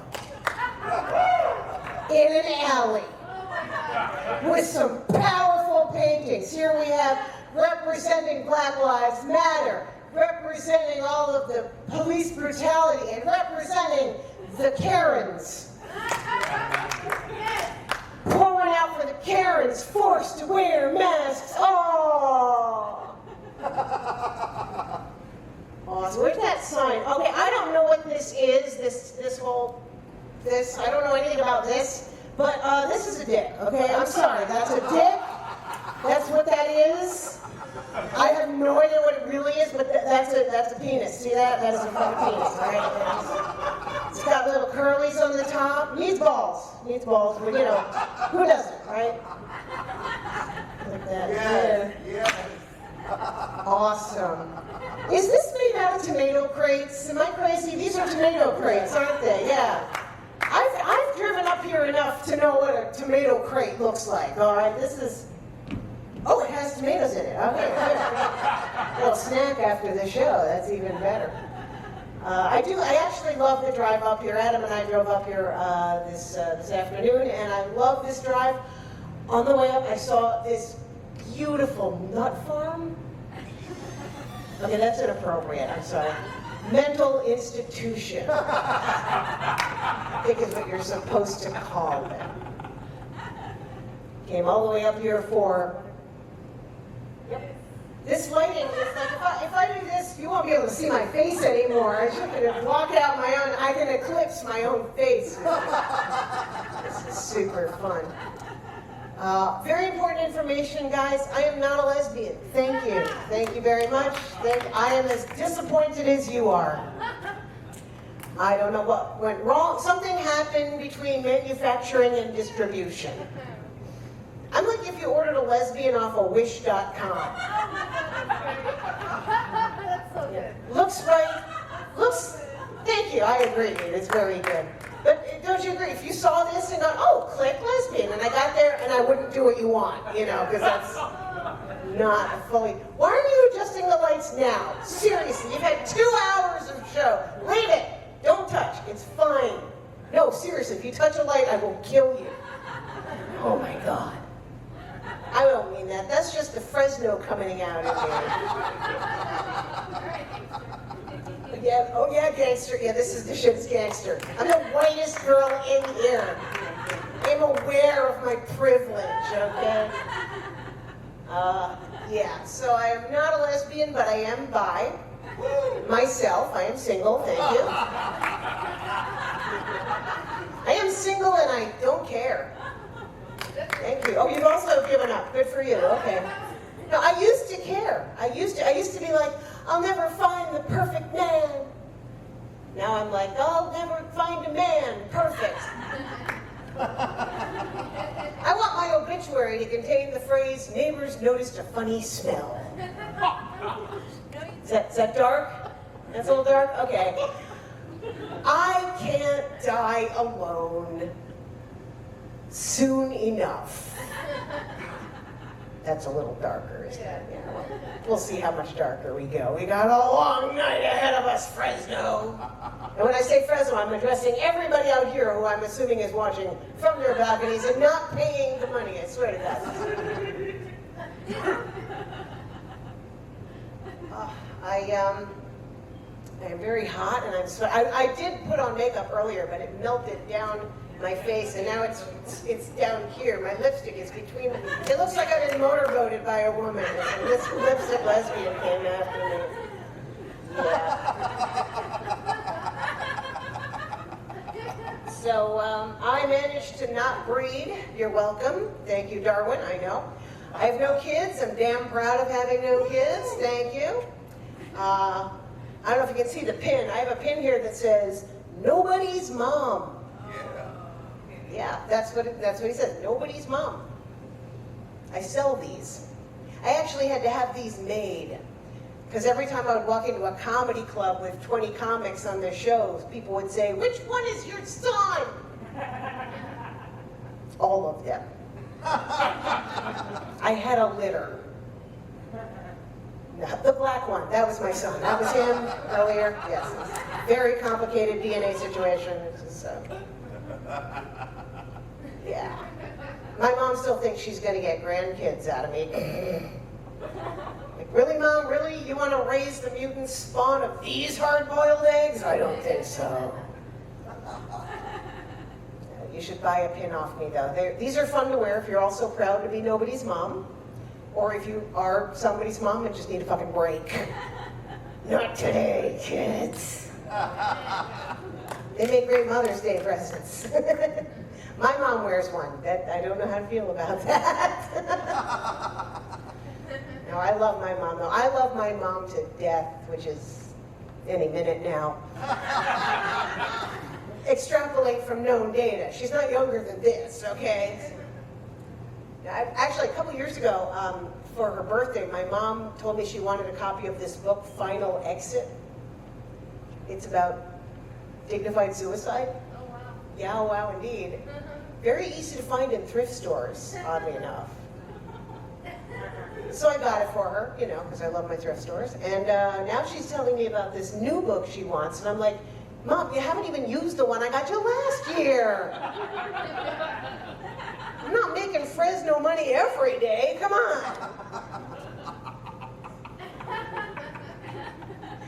Oh, my God. Yeah. My mom actually... I was talking to my mom the other day, and I said, Mom, did we grow up poor? She said, no, we grew up broke. It's different, because poor has hope. We had no hope.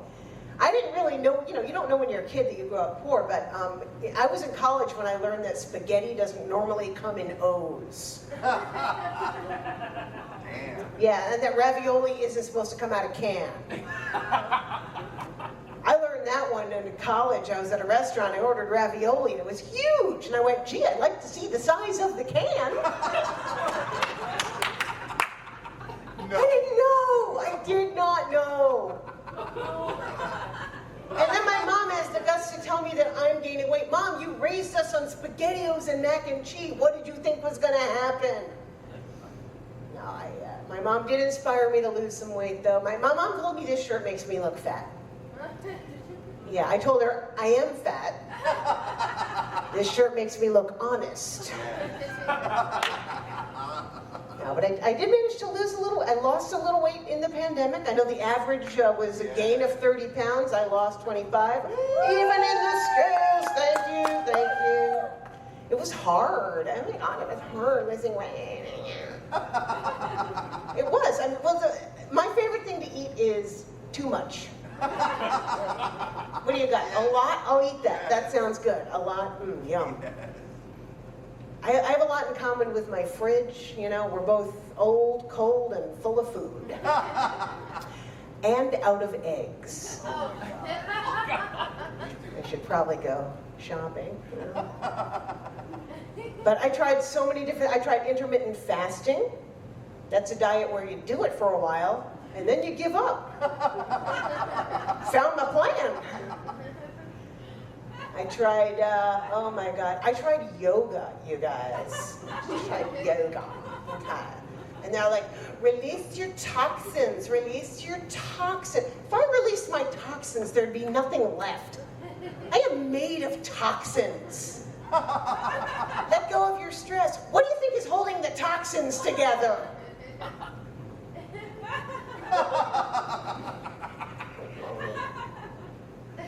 I got really good at celery, though. I've eaten so much celery. I learned what to do when your celery gets all bendy in the fridge. Yeah, you throw it in some cold water and it perks right up. Yeah, doesn't work with dudes, I found out. With the opposite effect. I didn't even mention you gotta cut off the ends, because it's celery, come on! See, a lot of people gain weight because they're missing the part of their brain that says they're full. Yeah, I'm missing the part of my brain that says, what the hell is wrong with you? That cake was for everybody.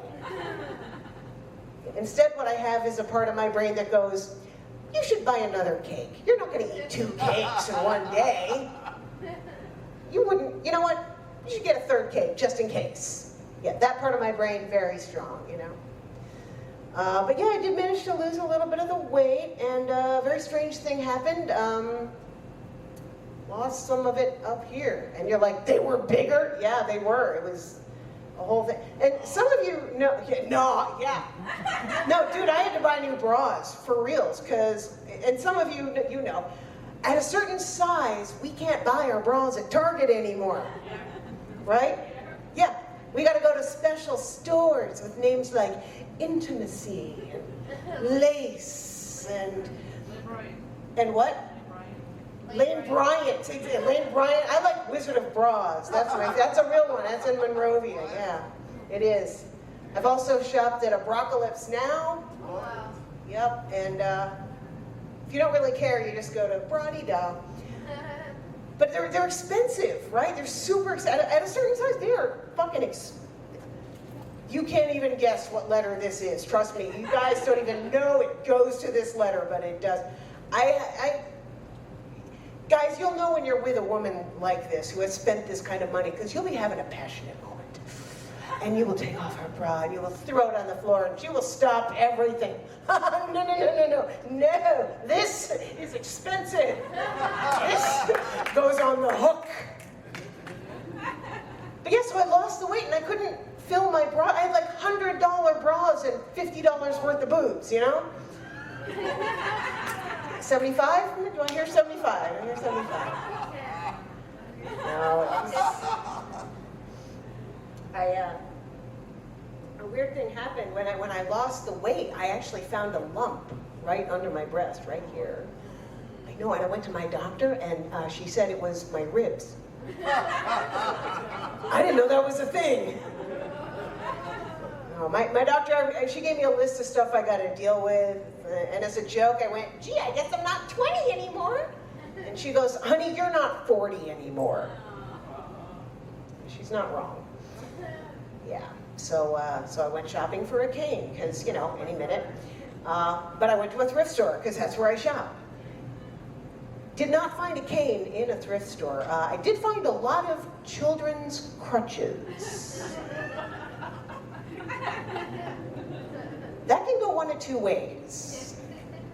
That's either, Sarah doesn't need her crutches anymore, or Sarah doesn't need her crutches anymore. That's about as dark as we're gonna go. That's so dark right there is what that is. Oh my God, yeah. Well, I don't have any. If somebody wants to get me more ice water, you'd be my best friend in the whole world. I mean, you're all my best friends. I love you all very much, but whoever gets me water is my best friend. So, yeah, I'm not going to tell you how old I am, but here, kid, have a Werther's. There we go. So, that's an old joke about old people. Old people give away Werther's. I don't have grandkids. That is a side effect of not having kids. Look into it. And I know there's a lot of older people who would love to have grandkids. And there's a lot of kids who would love to have grandparents. I think there should be a program to match them all up. And the whole thing should be sponsored by Werther's. So instead of old people giving out Werther's, Werther's can give out old people. That's a long way to go, but I like the concept. I'm sticking with it. Oh, you're my best friend in the whole world. Yo, the rest of you can fuck right off. Thank you so much. You know what? Thank you. You can have the dick stick, yeah, if you want to. Oh, wait, okay, let's all have a sip, shall we? Oh. Woo! Oh God, ice water. Was there at least air conditioning? Nope. Okay. Okay, I'm not going to tell you how old I am, but when I started buying feminine hygiene products, the box still said beltless. No, what? Some of you know what I mean, the rest of you are men. Okay, let me explain. Back in the day, women needed gear to hold stuff in place. It was a white belt with hanging down straps, metal clamps, basically held a twin mattress in place. And that was it. That was the standard for like 100 years. And no woman complained because there was no other option. Until the 1970s, when the women's movement happened. And then women were marching in the streets. We want adhesives! So ladies, respect your elders. Yes. We gave you wings. Always in one. In so many ways. I am the wind beneath your wings. I used to think that's what farting was, wind beneath your... Oh. I actually started turning gray when I was in about 13. High school was fun. Yeah, I started turning gray, mostly in front for some fucking reason. I don't know what that's about. That's not fair. And I dyed it for years. And then when I stopped coloring it, I found out I have this reverse Bride of Frankenstein thing going on. You see that? That's natural. I didn't do that. That just happened. I'm like a negative skunk. I also got Grandpa Munster going on. No, you don't. Oh my God. I think on a scale of 1 to B. Arthur, I'm at about a Maud right now. So you're only as old as your references, kid. That's how old I am. Yeah, but you're not going to believe this. I actually used to work as a face painter, you guys. I did princess parties as a face painter, and then I aged out of that. I have more of a queen situation going on now. Or maybe like an evil duchess. Nobody has evil duchess parties. I love face painting though, it's so fun. I've done all kinds of parties. I did pirate parties, those are fun. That's a party where you give all the kids swords and eye patches. That is a very bad combination. That is weapons and no depth perception. Hold on to that eye patch, kid, you're gonna need it. I love the piñatas, all the parties have piñatas. That's right, Mexico. We took that too! I know this, we just live in North Mexico. I know you're gonna get it back soon enough. This is temporary. But I love piñata. Piñatas are my two favorite things, candy and hitting. Kids love piñatas, and they get these great little character piñatas, little, you know, like little Elsa piñata, adorable little dress, until the kids are beating the candy out of her. Then it looks like Elsa owes someone money. Let it go. No, but I love face painting. It was fun. I had a big sign that said face paint. And then they had to ask, do you also paint arms and hands? Yes. Sign just says face paint because it'd be weird if it said kids body painting. And I can paint anything, but it doesn't matter because all they ever fucking want is Spider-Man. Yeah. Right? You've seen it. You go to a festival, Spider-Man, Spider-Man. I get so sick of freaking Spider-Man. I had a woman come up to me with an infant. She's like 6 months old. She wants Spider-Man. No, she doesn't. She wants food and nappies. That's it. And Spider-Man, really, you don't even know if she's Marvel or DC yet. Woo! You can't just force that on your kid. Like your religion. We'll come back to that, okay. I was at a party and a kid asked to be Spider-Man. I said, honey, can you just think of anything else you want to be? No, he said LeBron James. Did I mention it was a white kid? It's a white kid. LeBron James. I said, honey, if I paint that, we're both going to get kicked out of here. And you'll never be able to run for office, so think it through. Kid said he would settle for a little picture of LeBron James riding a dolphin in Mexico. Seriously, I have pictures to prove it. I painted it, and I thought it was really good. I hold up the mirror, and he goes, why is he wearing an away jersey? Because Mexico's a fucking away game, kid. Leave me alone. I got hired to paint at a Jewish day school because they made some assumptions about this. I should point out, my name is Amanda Cohen, no relation, not related to any Jews you know. We all look like this. People ask me how come there's so many Jews named Cohen. Apparently Cohen is Hebrew for Smith, so. Yeah, so I was painting at this Jewish day school, and it was the week before Passover, so they were learning about the 10 plagues. You know the 10 plagues? You know, like locusts, rivers turning to blood, and, you know, ice and fire from the sky and all that stuff, yeah. That was all I was allowed to paint, was the 10 plagues. I had to go to kids and go, hey, sweetie, what's your favorite plague? Wow. Do you like lice? Lice is a plague, I can give you lice, that'd be good. And a kid came up, and he said he wanted a painting of an Egyptian taking a shower and the water's turning into blood. The river's turning to blood. And I said, kid, did I just paint LeBron on you? Because you did. No, I said, you know what, I can't do that.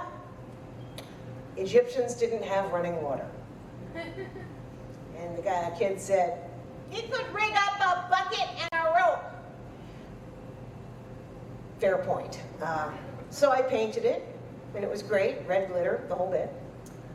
And the next kid in line was his little sister. She's like 6 months old. She's so cute. And she goes, I want to whip up a flood.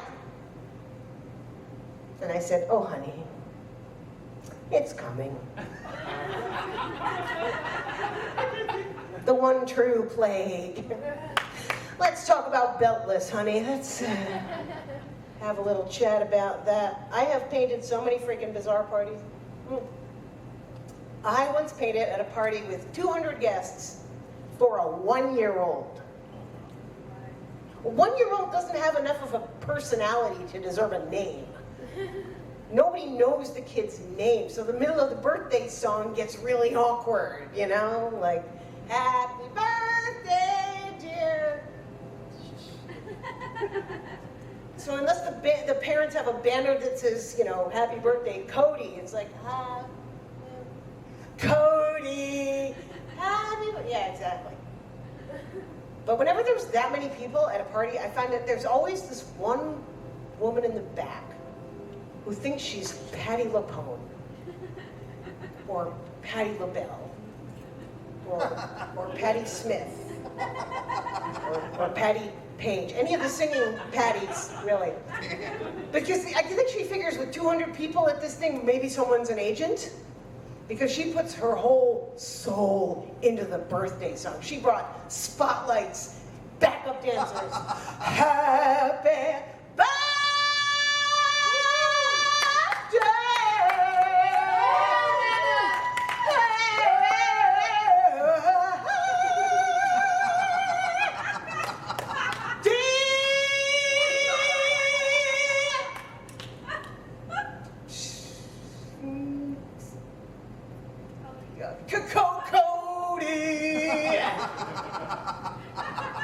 Thank you. Okay, that was me. That was me at every party. Thank you. Yeah. I tell that story so I can sing at you. I was actually at a party and the mom came up and said, did you paint faces and sing? And I went, yeah. And she goes, next year, could you just paint faces? Yeah, I can do that. Occasionally I would paint at grown-up parties. Like, you know, like at a bar. St. Patrick's Day, for some reason, very big for face painting. And whenever I paint at a bar, there's always at least one drunk guy thinks he's gonna get a rise out of me. Hey, hey, hey, hey, paint a dick on my face.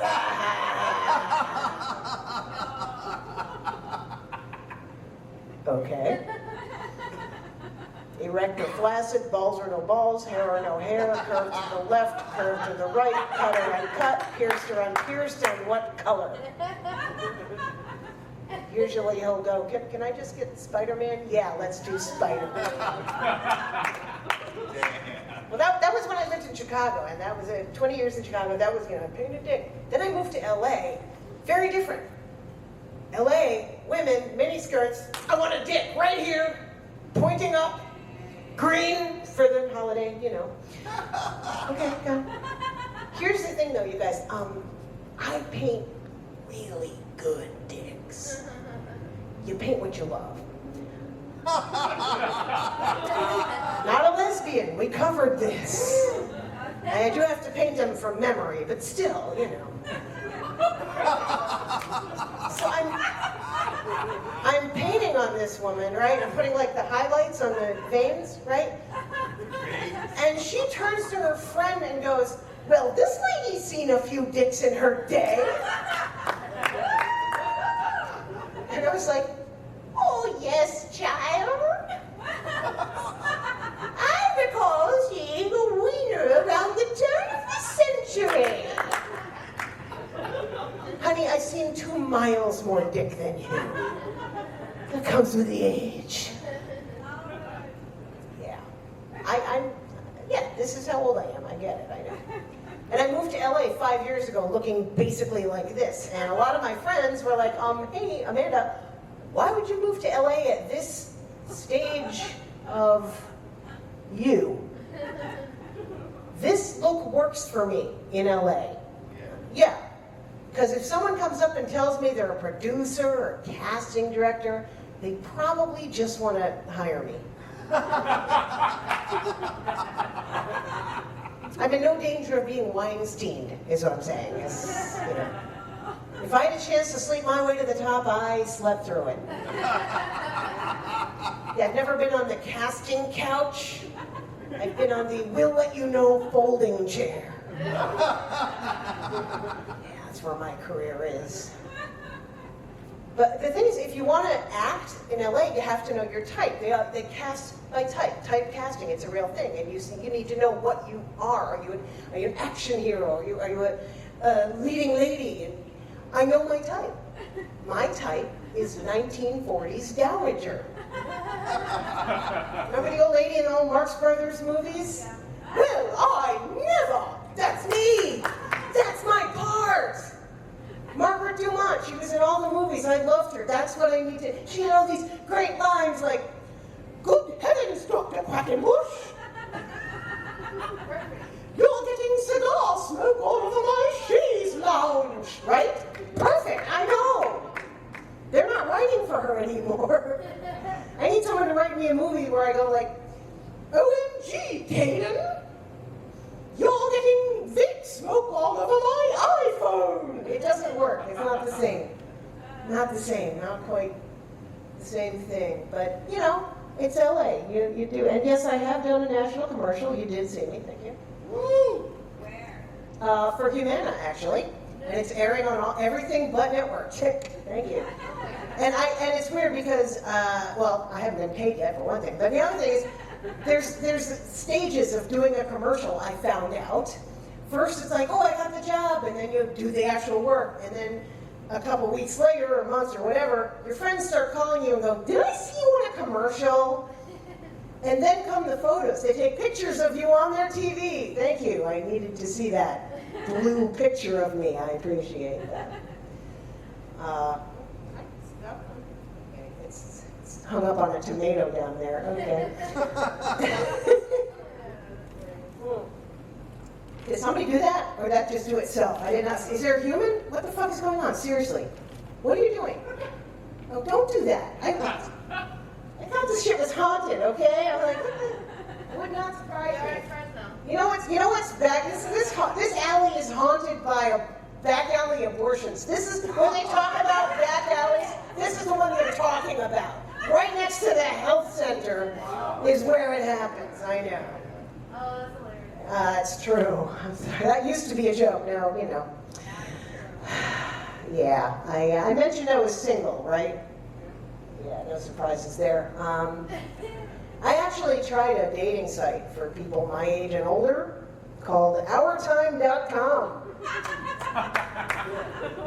And no, it is not short for Our Time Is Over, Why Do We Bother.com. It's a real site, and I should have known it was going to be bad. Their website works on a flip phone. Yeah. Anyone who doesn't get that joke has a flip phone, okay? So, yeah, I actually, I signed up within 5 minutes. I got an email from a guy who was 81 years old. Go ahead, guess how old I am. Did you guess under 81? You'd be correct. But you know what? I'll give the guy props. In his photo, he looked 81. Right? Mad props. Most of these guys are my age using photos from prom. Right? You gotta run them through the face aging app to see what they really look like. Okay, guys, new rule. In your dating profile photo, I'm gonna need you holding a copy of today's newspaper. That's the only way I'm gonna know you're too old, is if you still get a newspaper. Who does that? Because otherwise, like, I gotta go by context clues in the photo, right? You know? Are you discussing the time that you were catfished by an older guy? What happened? Just like someone a different picture, like someone like that way, like. That's what catfishing is. Somebody sent you a different picture. Different age, so. But Right, they send you a photo of when they were cute, and then they show up and they're 81 years old. I know. Hence the story. Moving along. Oh, that's hilarious. But the thing, yeah, if you can't tell, you have to look at the photo really carefully. Like, oh, what's that in the background? Oh, a Radio Shack. Okay. Not the store. I mean the World War II tent where they kept the telegraph. A Radio Shack. That's what the name comes from. Dude, I would love to hit you back, but I don't know Morse code. Yeah. You know, we're just going to go straight into the scary shit, okay? You guys, I've never gotten a dick pic. What? I'm not soliciting. Get your hands out of your pants there. I've never, no, I mean, I don't, first of all, I'm not interested in a dick pic. I'm not interested in boners I didn't help build, you know? I take pride in my work. I made that, USA. You send me a picture you already had, that's a you problem. I don't, you know. But yeah, I'm old school though. I've gotten dick emoticons. Not emojis, none of this eggplant bullshit. Emoticons. Yeah, that's where the dude types out 8 equals capital D. That is some straight up AOL dick is what that is. That is CompuServe dick. That dick has dial-up. And if the guy's really excited, he'll add -O. That's digital com.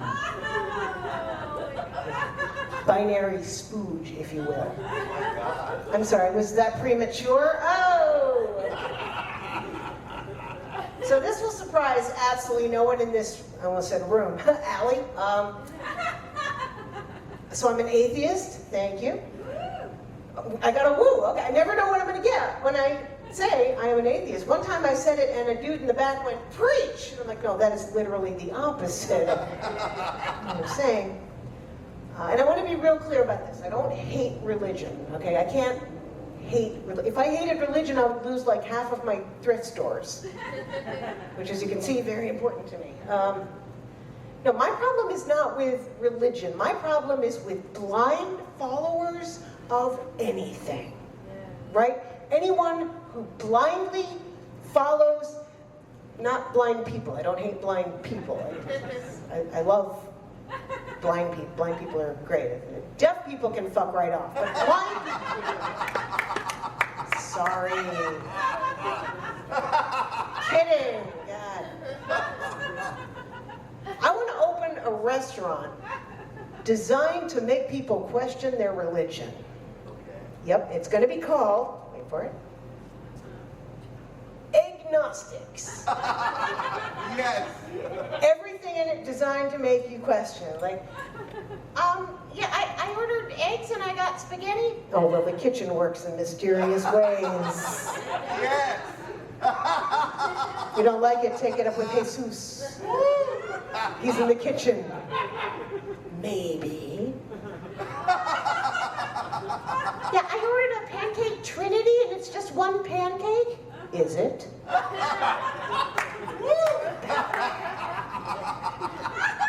Why is it so dark in here? These are like 15-watt bulbs. Oh, we don't believe in a higher power. Welcome to Agnostics. Have it Yahweh. So yeah, I'm an atheist. Actually, here's what happened to me, you guys. I went on a second date with a Mormon. Only because he didn't mention on the first date that he was a Mormon. Yeah, guys, that is first date information, okay? We don't need to know much. Just, are you in a cult? Does your dick work? That's all we really need to know. And the way I found out is I ordered soup, and he said, oh, I can't have soup. I said, why not? He says, I'm a Mormon. I'm like, I know the rule about coffee. What's the deal with soup? And he told me that some Mormons interpret the coffee rule to mean all warm liquids. Wow. There is a schism in the Mormon church over soup. Wow. Yeah.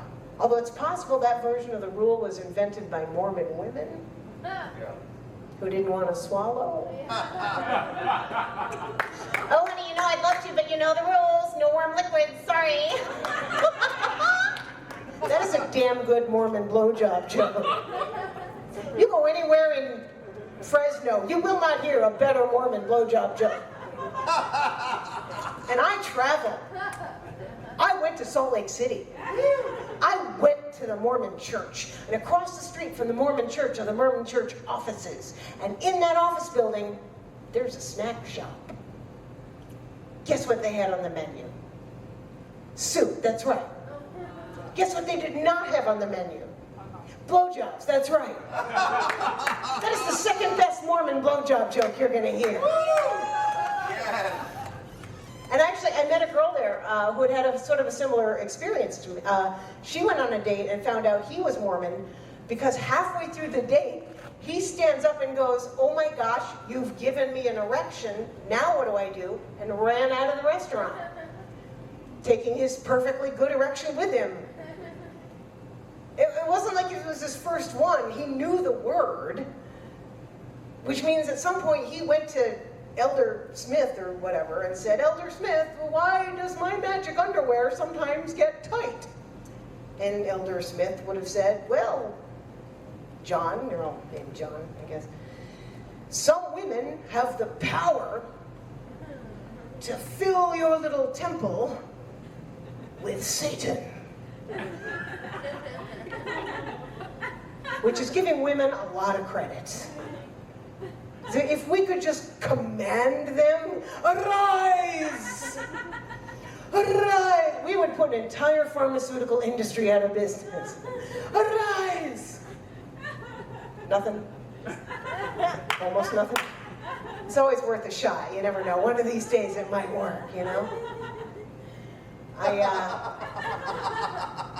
I actually, is anyone familiar with Left Behind? Yeah. You know it? It's books, and there's a movie. There was a radio series of Left Behind. I was in it. They recorded it in Chicago. What? There was, and I played a lot of atheists. I played all the non-believers. Yeah. I died so many times. I was hit by a van. I drowned in a river. I got hit by lightning. Just they kill off all the non-believers. You know, it was super fun, but. The whole premise of Left Behind is that the rapture happens and the Christians, the good Christians all go to heaven and everyone who doesn't believe is left behind. Here's what I don't understand. After the rapture, how is anyone a non-believer? I mean, I'm pretty skeptical, but if I saw God in the sky taking up the Christians, you got me. I believe that glowing guy. I believe in him. Yes. Yeah. Hallelujah, Allahu Akbar, whatever you want. Sign me up. I'm down with that guy. Yeah. Interesting thing about being an atheist is that hey, we support abortions. You're right. I am pro-choice. Thank you.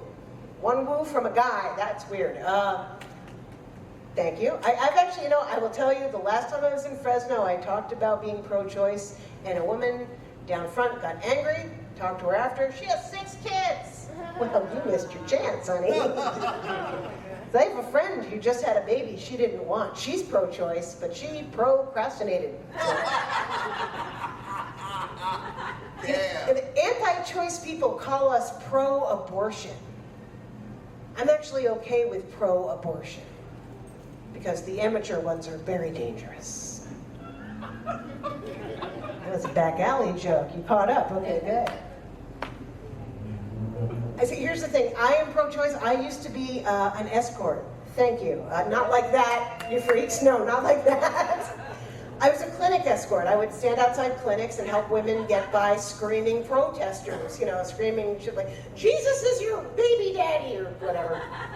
Absolutely insane. I heard this one guy, he told us he was a doctor and that he did an autopsy on a woman who'd been taking birth control pills. and that when he cut her open, they found hundreds of tiny fetus skeletons. People believe that shit. I'm sorry, but if that were true, I would sound like a box of Tic Tacs. Is that a mariachi band? Nope, it's Amanda. Let's turn her on her head and see if she sounds like a rain stick. Tiny fetus skeletons. Hashtag tiny fetus skeleton. If you go on Insta and look up hashtag tiny fetus skeletons, you'll find one photo. And I didn't put it there. I love my fans. I found out that there are gay men who oppose abortion. Yeah, talk about no skin in the game. Okay, if you're a gay man and you oppose abortion, first of all, you're already an abomination unto the Lord. And second, it's a joke. And second, if you think more women should be having babies, try fucking them. No? If you can't put your dick in it, keep your nose out of it. That is my public service announcement for the day. Thank you.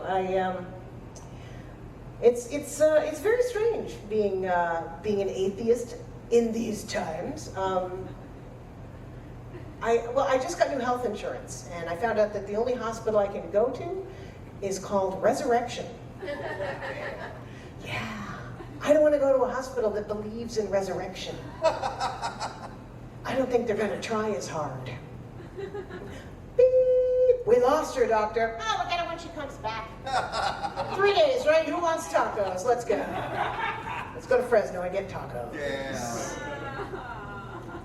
No, so I actually had to go there, and they asked me if I was pregnant. I should point out this was recently.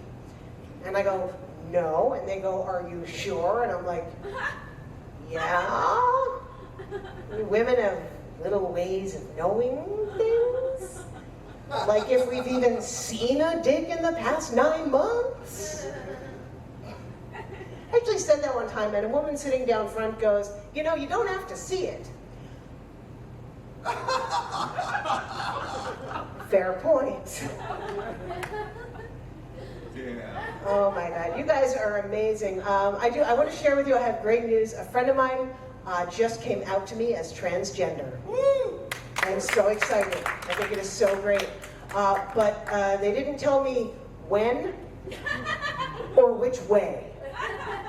So it was like, is this a long time ago and you thought I should know, or are you warning me about new pronouns? I don't, you know. You have boobs and a beard, don't make me guess. It's great, you know. But I have a lot of trans friends, I do. I think they like talking to me because I seem undecided. I know, I think that, I try hard to be a trans ally, okay? Which I think is the name of a moving company. So my friend came out to me and I was, really excited, and I was like, oh, they're trans friend, great, get on the list. But I know a lot of people who had like gender reveal parties and grew up to be something different. I think if that happens, if you had a gender reveal party and you grew up to be something other than that, you should get a gender repeal party. Overturn that ruling. Yeah. Because when I was a kid or when I was a baby, we didn't have gender reveal. Birth. That was your gender reveal, was your birth. And then it was like, it's a boy or it's a problem. Yeah. I mean, I was assigned female at birth, and I was like, I'll go with that. That's fine. I don't really care. I mean, I got called sir 3 times today. I was wearing a sweatshirt. It made sense at the time. Trust me. But I know guys who tell me their worst fear is that they would go on a date with a woman who turns out to be transgender. That's their worst fear, their worst nightmare is going on a date with a lady, having a great time, having some laughs, going back to his place, and then bound becomes pop.